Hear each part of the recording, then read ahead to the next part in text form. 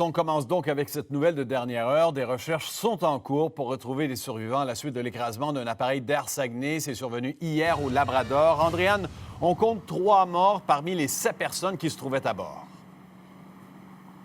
Exactement, malheureusement. Et c'est l'onde de choc ici chez Air Saguenay, là, à Jonquière.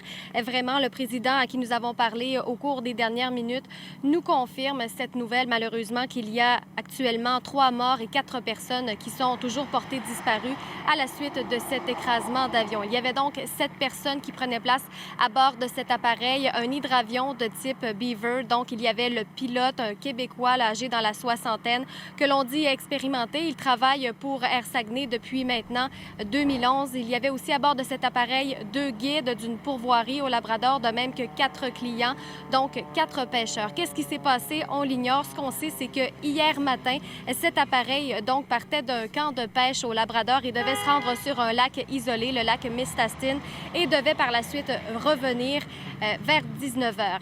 On a constaté qu'on était sans nouvelles de cet appareil. Alors, immédiatement, la compagnie a décidé de faire appel, de déployer ses mesures d'urgence, son plan de mesures d'urgence avec les forces armées canadiennes qui ont été dépêchées sur le terrain. Et malheureusement, bien, on a localisé cet appareil dans le lac en question, donc l'épave de cet appareil. Alors, c'est le pire scénario qui s'est concrétisé malheureusement. Et ici, vraiment, chez Air Saguenay, tout le monde est secoué. Tout le monde on est en état de choc actuellement. On est dévasté complètement. C'est un pilote qui travaillait pour nous autres depuis 2011, qui était habitué à faire ce contrat-là. Donc, c'est très difficile. Puis actuellement, on a seulement que des brides d'informations, comprenez, à cause de la distance, là. Actuellement, le Search and Rescue sont sur le dossier, puis on sympathie avec tout le monde, là. On espère de retrouver encore des survivants.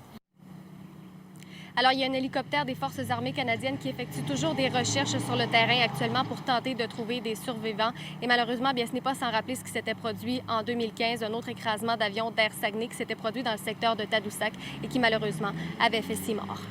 Merci, Andréane.